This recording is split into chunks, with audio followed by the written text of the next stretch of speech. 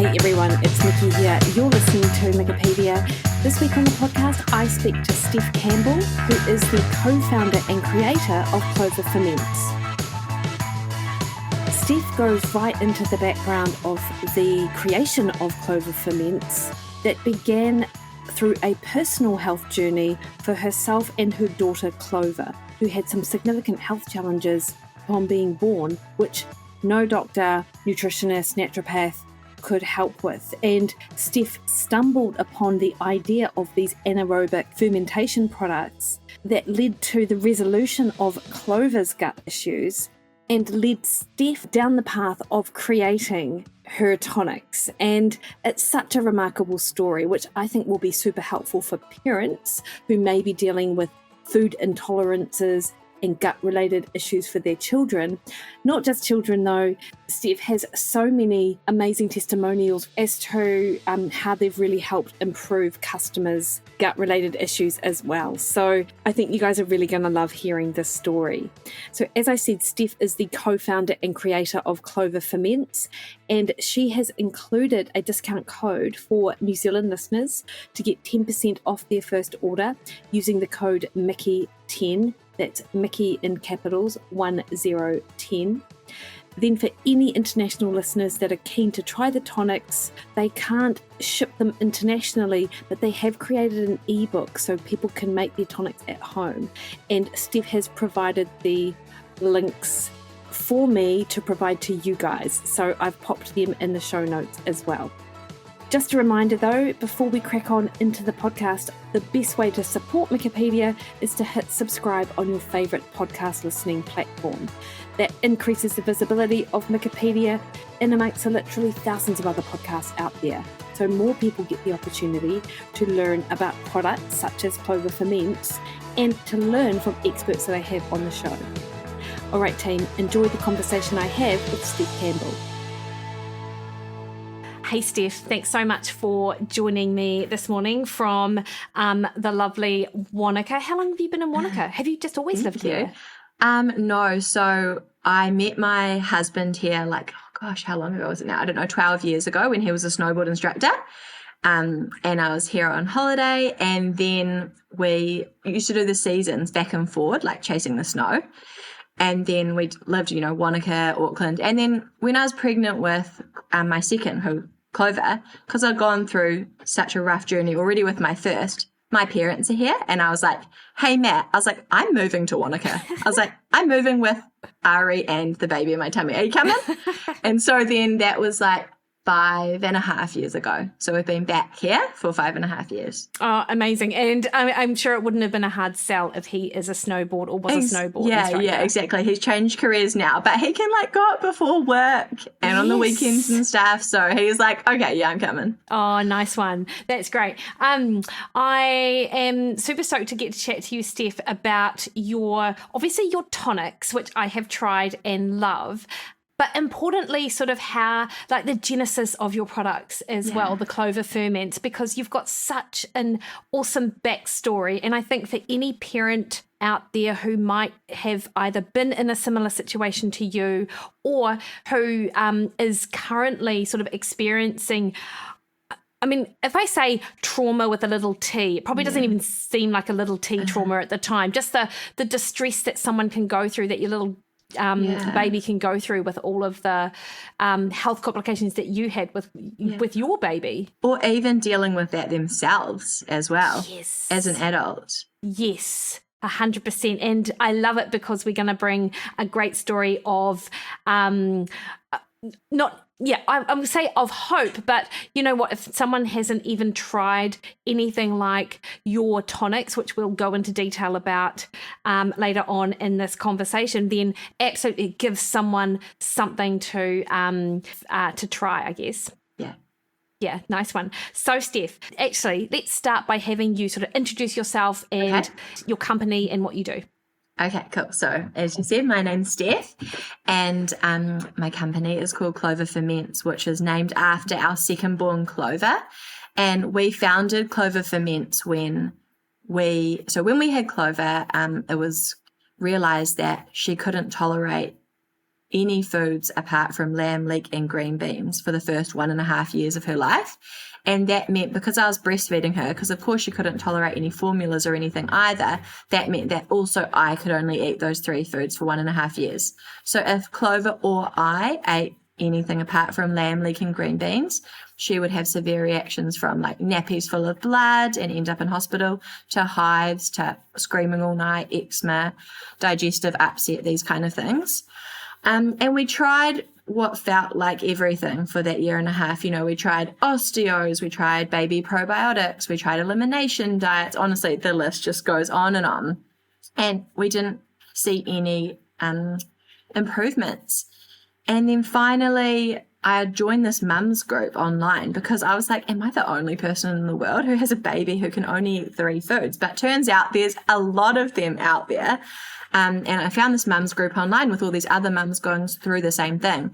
And a few mums reached out to me and said, hey, have you tried anaerobic fermentation? And I had no idea what it was, but I was just like, okay, let's try the next thing. As a mum, you don't give up, you keep going until you find the thing that is going to help your child. And so I ordered the equipment and started making these fermented vegetable tonics. They take 21 days to make. So after 21 days, I started giving them to Clover and I gave them to we both had them for about 4 weeks, because that's the advice I'd been given from the mums in the group, is like, give her gut time to strengthen and build up before trying new things first, even though it was so tempting, to just like bring foods in. And so after 4 weeks, I slowly started introducing new foods for her, foods that she had previously failed. And I started with lower risk ones, like fruits and vegetables and other meats. And from that day on, she never again had a reaction to a food. Like, it was honestly unbelievable.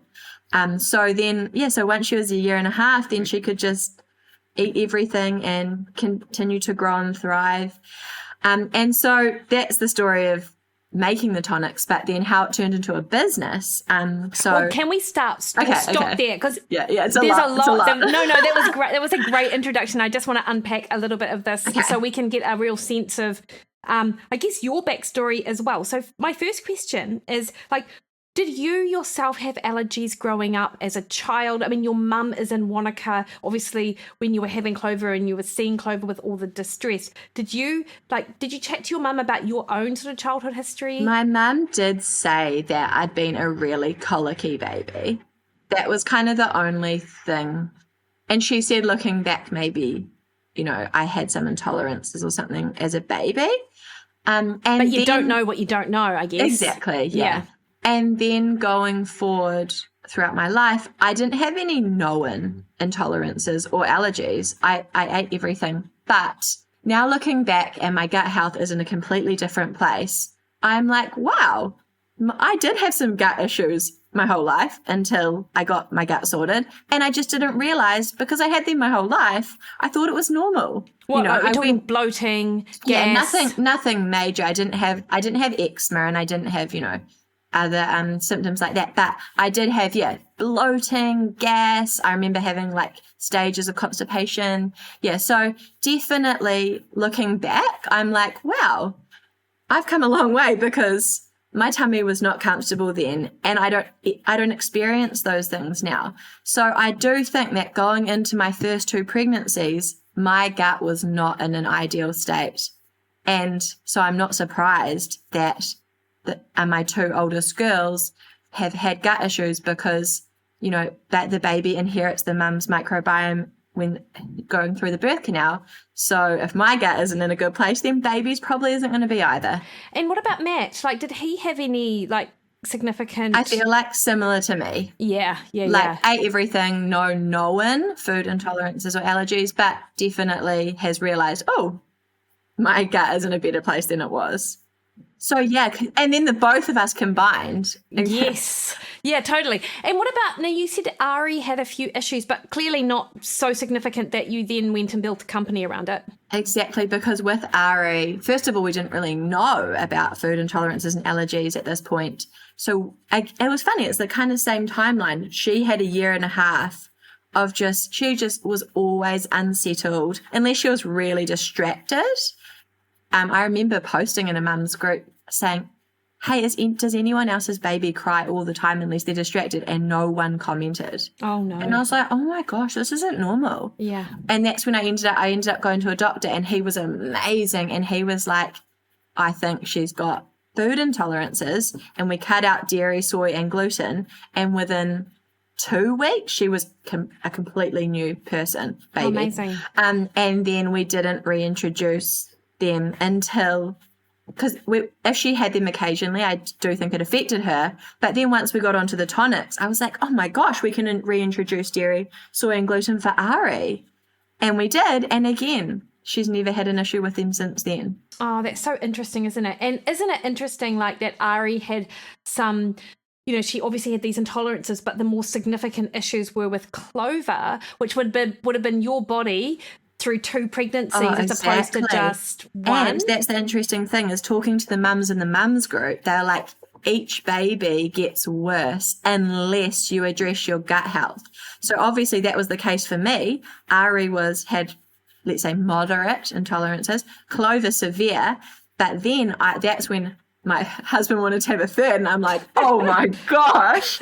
So I'm like, okay, we've got to put some conditions in place, and we both really worked on our gut health. And then Stella, our third baby, has ended up having no intolerances, allergies, skin issues, or anything. Oh, amazing. And Stella, I mean, with a name like that, you'd just expect everything to go just swimmingly, wouldn't you? Yeah. Yeah, that's awesome. Hey, so Steph, I can imagine that at the time you must have been so distraught to have a baby who was having, blood in her nappies, who was crying in distress all of the time, and not being able to help. Like, I am not a biological mum. I've got stepchildren, but I've never had a child myself, and I can't even imagine what you would have gone through with that. Yeah, it was really traumatic, and I think I have kind of blocked it out a bit. I feel like sometimes when I'm like making like reels and stuff, I'm like, oh, I should have got more photos so that I, now I'm thinking, so I could have showed people actually what it was like and given people hope. But obviously at the time, I didn't want to be taking photos of it. Yeah. And I the only traumatic like thing I have to remember it is I remember there was one stage in it where no doctors were listening to me. And I remember like videoing her, in the night, because it was like she was possessed, she was just absolutely out of body, And I was like, I need to show the doctors so they see I'm not, because, you take your kid into the doctor's office. So many parents will relate. They're terribly sick at home. You take them in and they start smiling. Yeah. Like they're really distracted or, and the doctor's like, oh, they're fine. Yeah. Yeah. So yeah, but honestly, apart from that, like I do feel like I've kind of almost blocked some of it out because it was such a traumatic time. And not only was Clover not thriving, but I was really suffering as well on the 3-food diet. I ended up getting shingles. I was so underweight because eating only those 3 foods, no matter how much lamb I ate, and I'd eat like the fattiest lamb, I just couldn't keep weight on and couldn't be well nourished. Okay, so how on earth did you get to the point where you'd realise that lamb, leek and green beans were the 3 foods? Because there are like hundreds of foods out there. It's such a good question. Okay, so first of all, when we were in the hospital, they were like, you need to cut out dairy. I think they just said dairy and gluten, maybe not soy. But because I'd had that experience with Ari, I'd actually already gone into my breastfeeding journey with Clover not having those, and I was planning on reintroducing them in a few months. So I was like, I'm already not having those. And they're like, oh, okay. That kind of threw them. They thought that would be like a quick fix, So then they said, okay, you've got to try top 8 allergen-free diet. So, that includes like nuts and shellfish and stuff. So I was like, okay. So then I tried that. Still no progress. Then I think I went to AIP, which is also, like no grains, no potatoes, no nightshades. That's autoimmune paleo for people who are unfamiliar. Yeah. So basically it was kind of like, do you know what I mean? I was like getting more restricted. And then finally in the mums group, they're like saying, okay, I think when you get to that stage, if still you're not seeing any progress, try a TED diet, total elimination diet, which is like picking 3 foods and then hoping to get to a baseline and then slowly reintroducing. So from researching in the group, it seems like lamb was like the least allergenic. And luckily for me, I was in New Zealand. You know, some of these mums are in like America and they're really struggling to access enough quality meat, but you know, New Zealand, that's fine. And then I don't know why I picked leek green beans. I was just like, I think because I was like, okay, green beans I can get a frozen bag year round, and they seemed like lots of people were okay with them. And I don't even know why leek, but anyway. So I went to those 3 foods, and honestly, within 2 days, the blood stopped in her nappies. Like it was turning into like normal yellow newborn stools, and she started settling down, and I was like, oh my gosh, this is amazing. So at this time, obviously you're still breastfeeding. Yes. Yeah. Yes. Yeah. This was like she was about maybe 4 months old now. Yeah. And then I thought, okay, cool, now I can start reintroducing foods. So then like 2 days later, I introduced chicken. Straight away, the blood was back. Oh, yeah. Unbelievable. Yeah, crazy. And then I was like, okay, maybe not chicken. So then I'm like, okay, swede. Everyone talks swede is like so low allergenic. No, couldn't do swede. So, and I was too eager to try new things. I needed to give her gut time to rest. And it was so inflamed. Yeah, and at the time when people knew that this is what you were doing, like doctors, did they try to refer you to like a pediatrician, dietitian? Yeah, I did. I got all the referrals. Yeah. And like, okay, so the pediatrician was just like, kind of like, this is awesome that you've got your daughter to a stage where she's growing now and isn't, you know, having nappies full of blood and things. So she was kind of like, just keep up the good work. And then like, see you later. But then I'm like, well, we can't just eat 3 foods forever. But then the dietitian was kind of almost the opposite. And she was like, you need to be introducing new foods. You need to start introducing them now, and you need to try this, you need to try this. And I'm like, but when I try that, we're back to the start again. So again, she didn't really know how to help me. The pediatrician didn't really know how to help me. Yeah. So I was just kind of like, all right then, we'll just crack on. And so was it at this time when you were in your mum's group online and you were like, where to, that you got the advice to try anaerobic fermentation? Was it then-ish? No, I was in this mum's group for ages until someone suggested it. I don't think it was very well known in the mum's group. There must have only been a few of them trying it, because that was like a year later. Yeah. Oh, wow. It was in the mum's group. It was more just talking about things like gut rest, and like incorporating gut healing things, like making broth out of the lamb bones and stuff like that. But it wasn't till like a year later that some mums were like, hey, what about anaerobic fermentation? And at first I was like really skeptical as well, because I was like, so the 3 vegetables were carrot, beetroot, and cabbage. And I was like, but she can't tolerate any of those. And also, Steph, okay, so if someone suggested to me, Mikki, you need to try this thing, like I'm sure if I was as desperate as you would have been, I'm sure I would have gone on to it. But I am not naturally a person who's that creative, you know, and I'm not naturally sort of wanting to make sourdough bread, and sauerkraut for me is easier to buy than make, even though it's the easiest thing in the world to make. Like, what is your personality like? I am the opposite. I am obsessed with making everything. Have you always been that way? I think so. I have to hold myself back. Like, if in the evenings I've done my work and then I'm like in the kitchen and there's all these smells, Matt's like, what are you making? Is it really necessary?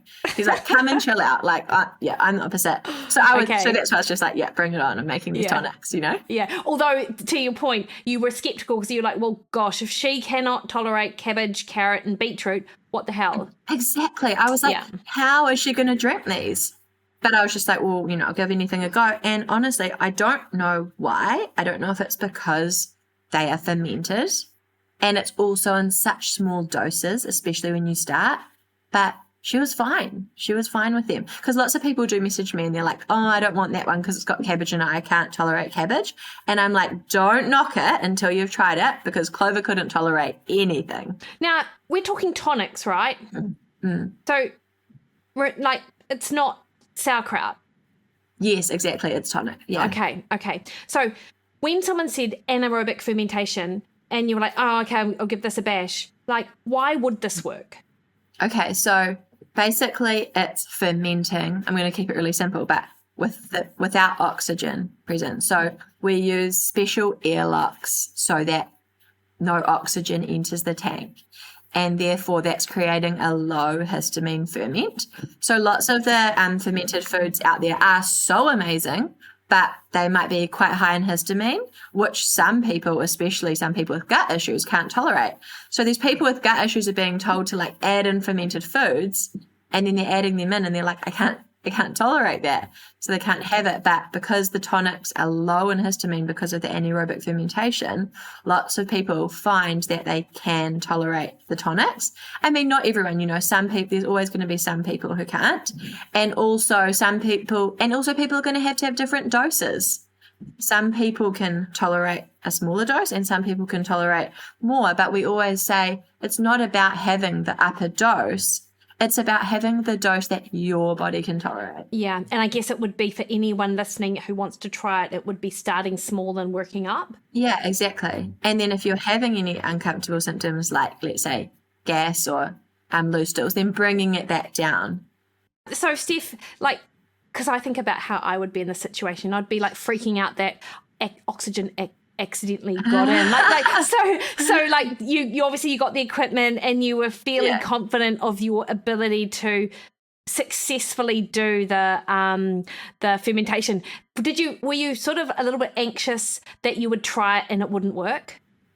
Do you mean like when I was making them or when we launched them to other customers? No, for you and Clover, were you initially No, because I was just like, we've got nothing to lose. Yeah, okay, good. It can't get any worse, I was just like, we might as well. Yeah. And so how much of that did you initially start Clover on? Okay, so there was the carrot, the beetroot and the cabbage. So when we first made them, we'll go into this soon, but they were 3 separate bottles. Yeah. And she had half a teaspoon of each a day. And I had I think I started on 1 tablespoon of each a day. And then we built up to her having 1 tablespoon of each a day. And I was having 50 mils of each a day. Okay, cool. And we carried on with that for the 4 weeks. Amazing. And then after that 4 weeks and you started reintroducing foods and you're like, oh my goodness, I can see, this is really wow, what a shift. Did you tell your doctor and your pediatrician and your I didn't. Someone's asked me that and I'm like, maybe I should have, but I think I was so caught up in it, first of all, that I didn't even think about that. And second of all, I was just like, oh my gosh, of course, they're just going to be like, this is just, no. This, what are you talking about? Yeah. And did it make you dive into the science or application of, and when I say science, I'm really mindful that there's a ton of science in that probiotic area, but this type of science takes a lot of money to actually create randomized controlled trials and all the rest of it. So I'm not sure of the basis in that sense, but did you sort of dive into the mechanisms and stuff? No, I don't feel like I did. That's when I just was I was just like, I'm so happy that we found something to work that was working for our family. And we just carried on and just started being free to live life, not taking our own food everywhere, letting the kids eat things at parties, It was just this amazing change for us. And then that's when my friend Marianne, so we went on a holiday to Stewart Island together, and I'm obviously carting, because at this stage we were still always having them. Now that's not necessary for us, but we love them. We have them all the time anyway. I'm carting them on this little plane to Stewart Island, and she's like, what are those? So I told her the story, and she was like, oh, I want to make those. So anyway, she started making them too. And then after a few weeks, she's like, oh my gosh, Steph, I think we could turn this into a business. I think we need to get this out to New Zealand. This could help so many people.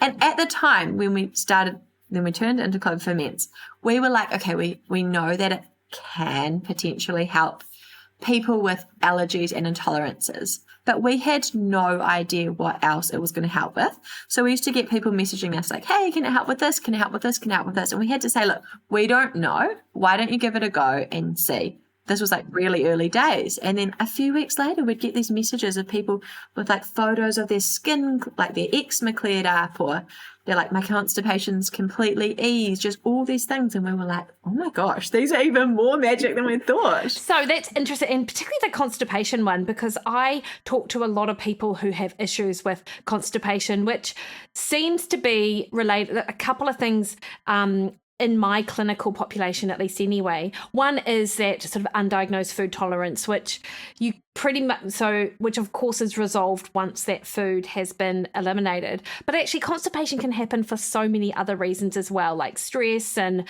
high protein diet. As you might know, Steph, I'm all about sort of getting in decent protein load, and a lot of people struggle. So constipation, is this one area where you feel your tonics can be super helpful for people?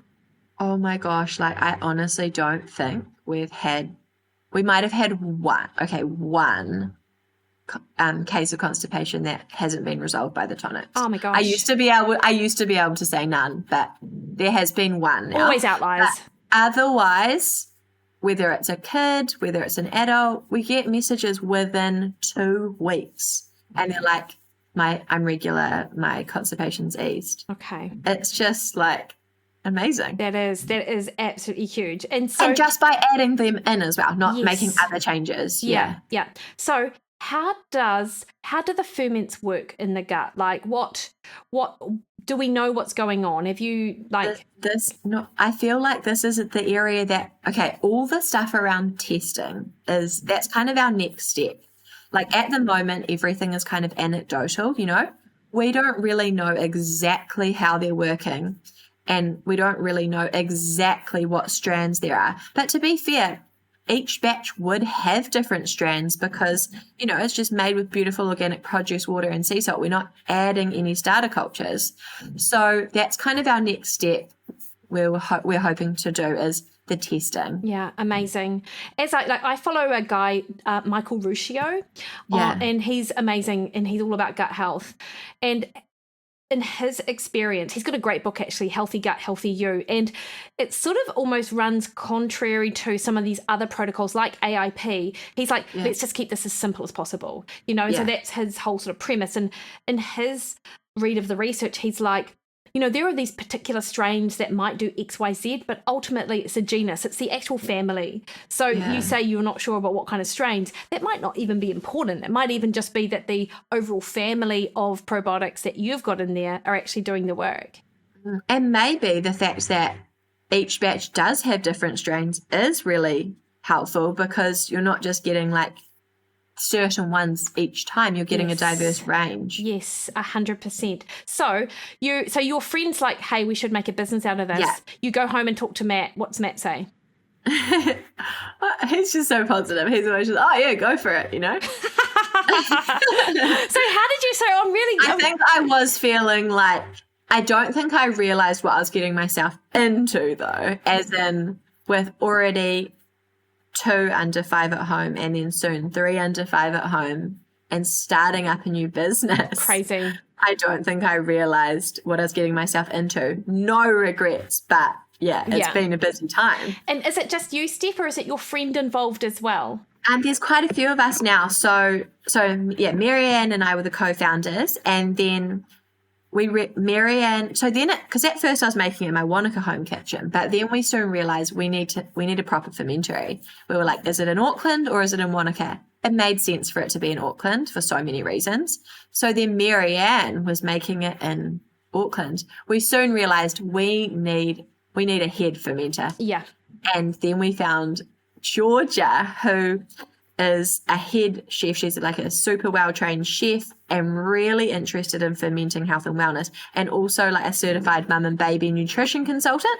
So just really a great fit. And we met Georgia, and Georgia started, and Georgia just changed the game because she, we knew how to do home ferments, but Georgia knew how to scale a home recipe.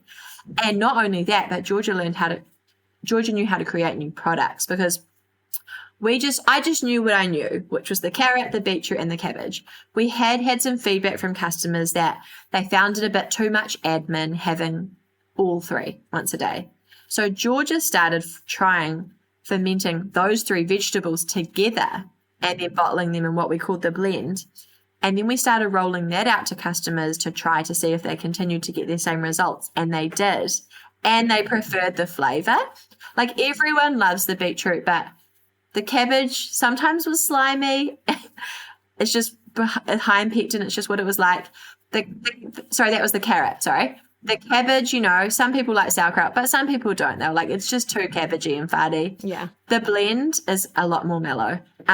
So the blend has been a game changer for us. And then as we're going down all these fermenting rabbit holes, we couldn't ignore that we kept seeing so much information about fermented turmeric. And there are quite a lot of turmeric tonics out there, but I don't think there's any fermented ones. And so then that's when Georgia also started playing around with a recipe for a fermented turmeric tonic, which is now turmeric, ginger, lemon, and pepper, the pepper in there, to help with the absorption of the curcumin. And that has been such a successful addition to our Lidl range. And you know what? We're finding Lidl is good. Like, we don't feel like we need to keep introducing new tonics when the ones we've got are working so well already, and just to not overcomplicate it. Yeah, nice one. I think I've tried the beet. I think I've tried all of them. I think the beet was probably my favorite, but I am a fan of the turmeric as well. Yeah, it's really fiery and strong. It's funny, with the turmeric, people either love it or hate it. Like, they're either like, I love it so much. That's why we had to create a turmeric only pack for these people. Or they're like, no, it's just too strong and fiery. And that's like, kids find that one harder. But kids, you can definitely give them the beet and the blend either straight or sneaking it in. But the turmeric's a little bit stronger. So for people who aren't sure how to use these, obviously you can take them as a shot if you start at that small dose. Can they go into hot foods? Is it going to kill the bacteria? Like, what are some of the rules around it? So what we recommend is, so you can either have them straight as a shot. You can definitely mix them into anything cold or raw, like a smoothie, a dip. We don't recommend to heat them, but what you can do, I say to lots of mums, and this is the ultimate hack for kids who are not enjoying the flavour at the start, is, let's say you're having, like, the kids having bolognese. You get their bolognese, put it in their bowl, leave it to cool down a little bit, just like how you would before they would eat it anyway, and then stir it in. So you're not heating it, you're just adding it to their warm meal. And also, they can't taste it because it's just, the blend is just like a little bit salty. So it just adds a little bit of saltiness to it. So that is the ultimate hack for sneaking it in for kids. But lots of kids do like it from the start, and if they don't, they either this is adults as well, come to like it, their taste buds change as their gut microbiome changes, or they end up wanting to do it because they're seeing mum and dad doing it. Totally. And they're like, I want to do that. I want to be having these shots, or I want to be racing mum to the bottom, or having this cool glass and straw to drink my special drink. Because one thing that our girls love is, like, we call it like the cocktail, and they think it's the biggest treat in the world. And it's sparkling water, beet kvass, lemon, ice, and for extra optional is cucumber and mint. Oh, delicious. Optional extras. That's what I was going for. Optional extras. And they think that's like the biggest treat ever, having the cocktail. And some of they're like, it's amazing. Yeah, that sounds so good. Steph, I think what you just said there just sort of made me think about adults, and I speak to, like, and the whole idea that your taste buds do change. And people forget this. So when they start something, whenever they start any new protocol or diet or try to shift away from that, what they usually eat, they are always going to struggle because your taste buds are expecting something else. But as you just said, your bacteria, your gut microbiome has actually been feeding off this diet that they've been having for however many years. And now they're trying to make a change. And I think it is a hard shift. Your product could be super helpful for people who are trying to make that diet shift. It's almost like a help change the microbiome to change the taste buds in addition to changing the food. Like, I bet you there's a real application in that space as well. Because in New Zealand, we're not brought up with this savoury, sour flavour profile. It's not part of our culture, but it is part of most other Western countries. we don't have this sour, savory flavor profile. We're not brought up with that. So when we try it, we're like, oh, this is different. But other countries, like let's say Korea, they're having kimchi from young ages. And then, Germany, they're having sauerkraut from young ages. So that's just a flavor profile they're used to. We're not used to it, but I think it should be part of the fermented foods should be, brought into our culture's flavor profiles. I agree, because totally. It can do us so much good. Yeah. Is there umami in your like flavor profile in your tonics? Steph, you just mentioned sort of salty, sour, that fifth flavor. Yeah. I feel like there is in the blend. Yeah, I agree, actually. Totally. Steph, so you've got 3 children now. How were you in that third pregnancy? So in that third pregnancy, I was definitely aware of gut health by now. Like, I honestly didn't know. Like, I generally felt like I was quite a healthy adult those, like, years leading up to my pregnancy. But looking back, again, like I was saying, I didn't really know anything about gut health. So actually, I don't feel like I was super healthy. But I feel like after I'd gone through that journey with Clover, not only had I been then having the ferments, but I'd been researching so much about gut health. And like I said before, I'd said to Matt, hey, if we're going to have another baby, we both need to make sure we're keeping our gut health in good shape. So, we were both really conscious, preconception and then pregnancy. I was drinking the tonics. And also, I do get sick in my pregnancy, so I couldn't eat ideally, but I was like, well, I'm at least going to do the best I can with what I know. Yeah, nice one. Yeah, like I'm not one of those people who doesn't get sick and can just eat normally. Like if it was up to me, I would have just lived off salt and vinegar chips and sour lollies. But I was like, no, I'm going to at least try and find, like, I'll do like salt and vinegar series organic rice crackers if I need like stuff like that. I was at least try, and bring in some other, nourishing things that I could tolerate. Yeah, nice one. And then post-pregnancy, breastfeeding. What is your third child's name? I don't know that you've said it. Stella. Yes, you did, because I mentioned what an awesome name that was. And Stella was fine? Absolutely fine. I was so, I don't know, I wasn't nervous. I felt confident that things were going to be better, but I didn't know they were going to be that good. Like I thought, oh, maybe she's going to have an issue with dairy, or maybe or maybe she'll be mildly unsettled. But I was just like, oh my gosh, it was so amazing getting to experience a settled baby who slept. I can't even imagine. Such an incredible feeling, and I still feel so grateful that I got to experience that after honestly being traumatized by Oh, I completely understand. Completely. We laugh about it now, we laugh about it around the dinner table. Like the girls know, it was, pretty cool. Yeah. Steph, when did you launch? Oh, okay. I feel like it was about just over 3 years ago. So we were in basically the throes of, right, like if that's the case, that was 2021 when the whole country, but then Auckland went into that massive sort of lockdown. Oh, yes, running the business during that was interesting. Oh, I can imagine. Were you like, did you invest quite a lot, obviously time and resources, but were things on the line for you? Were you like, God, if this doesn't work, it's... I think because it was such early days for us. Yeah. We were kind of okay. Yeah, because we weren't doing massive numbers by then. And so, like, when we did have to close or whatever for a week or 2 weeks, whatever it wasn't like the end of the world. I think now, if that happened, we'd be like, You'd be like any small business, right? Like, exactly. Holy crap. Yeah, but I think because we'd only just started, we were, like, so small. Yeah. We could kind of, get through. Yeah.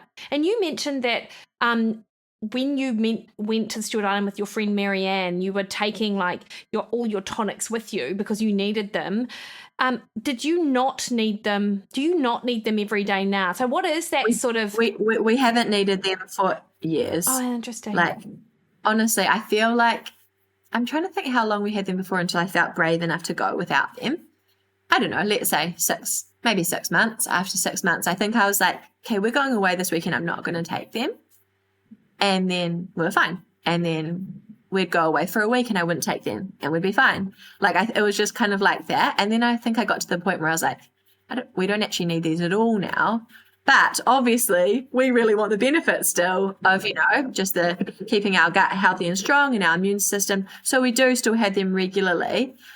The girls like them a bit too much, where I have to, if I'm having a shot and they've already had some, I'm like, I'm just going to hide because otherwise they're going to demand more. And, Yeah. I mean, it's not like it would be bad if they had too much. It's just, I'm like, we're in Wanaka. I'm getting them from Auckland now. I'm not making them myself anymore. So we only send ourselves a certain amount each week. It's got totally. They've got to last. Hey, random question, but what happens to the vegetables? Like, can you sell them as something? Yeah, good question. So you can't. We have looked at using the vegetable pulp for other things, but it's not yum. So what we do, we get our vegetables from an organic grower in Palmerston North. He's so passionate about what he does and he's so lovely to work with. And then all our food scraps either go to compost or one of our lovely ladies, Louise, her cows. Oh, brilliant. So we're not like putting it in the bin. Yeah. We can't. We've tried, but okay. No, that's good. Because in my head, down a treat for eating the vegetable pulp. For sure. Because I was thinking, what's anaerobic fermentation, but I wonder whether you can just like divvy it up and have like sauerkraut and tonic. Yeah, but I know. Because some people are like, can I eat? Yeah, eat. If they're trying to make their own, let's say the beetroot, they're like, can I eat the beetroot? And I'm like, you can if you want, but I'm like, it's probably not going to be delicious. Yeah, because all the goodness has been kind of goes out. all soggy, and I'm like, if you want to eat fermented beetroot, I'll tell you how to make that, but maybe don't eat the beetroot from the kvass. Yeah, no, that totally makes sense. Now, obviously, you've just said that you want to keep the business really, like you're really happy with it being smaller and things like that. Do you have plans for future products or flavor combos or anything that you want to share with us? Not at this stage. At this stage, we are more about just reaching more New Zealanders and growing with what we've got. Like I said, just because the tonics we've got are working so well for us and others, and we just want to spread the word, because there's so many customers that message us and they're like, let's say constipation, they've been constipated for like 7 years, let's say, not the whole time, but on and off, and then they have the tonics for 2 weeks and they're like, I wish I'd known about these sooner. And we're like, those are the people that we want to reach. People that could benefit by just bringing the tonics in and not making any other changes, and it's like life-changing for them. So that's more our goal. And so like I feel like I've been quite under the pump with the past few years with all the girls at home, and Stella's 2 now. So I feel like I'm just coming up to breathe. And so this year, like, we've started expos. So we did our first expo, the Go Green Expo. Matt and I flew up to Auckland and left the kids and did that together. And then we're doing the baby show in a few weeks. So like starting to do more things like that. And also starting to like work on kind of more support protocols. Like at the moment, we've got a 4-week gut reset, which is like 4 weeks of deliveries of tonics and an ebook. But we've been really wanting to also go a bit further and turn that into like a support program. And then also we've had a lot of demand for like a post-antibiotic protocol. So a pack or which packs to get after you've had antibiotics, and then some other things you can do alongside. So kind of more going down those routes than like new products. Nice one. And I guess when you are able to get that testing done, you'll have more clarity around the type or like the family of probiotics. You'll be able to make some good sort of recommendations and stuff around that. Yeah. And you know what? I just feel like protocol, like there absolutely will be people who will need protocols, but then there will be people who, from what you've described, who will just benefit from putting them into their diet already to see the impact. You're right, people have nothing to lose. And that's the thing we do say to people though, is try them for 4 weeks, because some people will just order 1 pack and then maybe just stop there. But we're like, it's better to try them for 4 weeks. That's what we did with Clover, and that's what we find for our customers is like kind of like around like, let's say 3 weeks is when most people have started to see a real change. And if you've only done 1 pack and it's lasted you like 2 weeks, 1 to 2 weeks, you're selling yourself short because you're not giving your body time for the live cultures and the digestive enzymes to build up and take effect. I agree. Yeah. If you're going to do it, try it for 4 weeks, not just 1. Yeah. That's such Otherwise, good advice. you don't know what you could gain. Yeah. Some people will see results within a week, and that's awesome. But I always say, hey, give it 4 weeks if you're going to give it a shot. Yeah.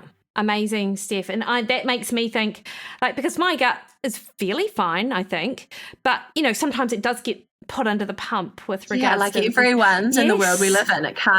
We can't always have a perfect situation in our gut living in the world we live in. Yeah. Oh, I love it, Steph. And I really loved the products as well. And this makes me feel, I get a bit like this, but I do actually feel really quite inspired just to do that, do the 4 weeks, because you're right, you've got nothing to lose. Oh, thanks so much. Yeah, amazing. Steph, where do we find your products? Okay, so our website is cloverferments.co.nz. At this stage, we are only online. Okay. Again, another thing that we might be looking to with growth is stockists, but at the moment online. And then, we're on Instagram at Clover Ferments and Facebook as well. That is fabulous. And I love your Instagram page. It's really informative and it's lovely. And as are your products. Steph, thank you so much for taking the time this morning. Is there anything else that we haven't covered that people need to know? No, I feel like we've covered all the main points, and I just feel like, the takeaways, which I've already said, are you don't necessarily have to change anything else, but just simply bringing the tonics in can make such a big difference. Yeah, amazing. Thanks so much, Steph. Thanks for having me. See ya.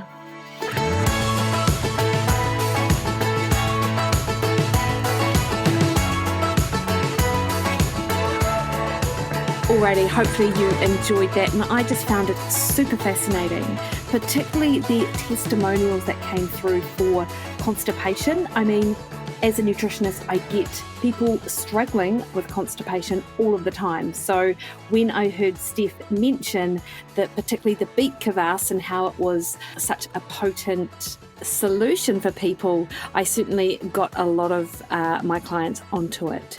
And as Steph said, you do need to use the tonics for around 4 weeks in order for them to sort of start seeing effect. And I guess that's just a really important point to reiterate, because you don't just want to use them for a week and think that they're not doing anything. To remind you again of the discount code for New Zealand listeners, that is Mikki10, that's capital letters Mikki, MIKKI 1010. And for the international listeners, they cannot ship internationally, but Clover Ferments have an ebook, and I've got the link in the show notes for this show for you to be able to make your own tonics. And don't be scared by that. I mean, it's certainly not something that I have a lot of skill in, but it's certainly something which lots of people have jumped on board with. All right, team, next week on the podcast, I speak to Paul Taylor, who is an exercise scientist, neuroscientist, and he is currently doing his PhD all about physical activity, the brain, your habits, and all of the things. Super great conversation. And I have a new webinar coming out on Wednesday, 18th of September. I'm running it twice. It is free. It is Unlocking Metabolic Mastery. It is a science-backed solution to your fat loss goals. And you guys know that I do this in the lead up to my Mondays Matter program. That is kicking off end of September as well. But I also love giving value, and I would love it if you signed up if you need any extra strategies to help with your sustainable fat loss solutions. And we will also pop a link in the show notes to that, or you can sign up over at my website, MikkiWilliden.com, or ask me about it in my DMs over on Instagram, Threads, or Twitter at Mikki Williden, or Facebook at Mikki Williden Nutrition. All right, team, you have the best week. See you later.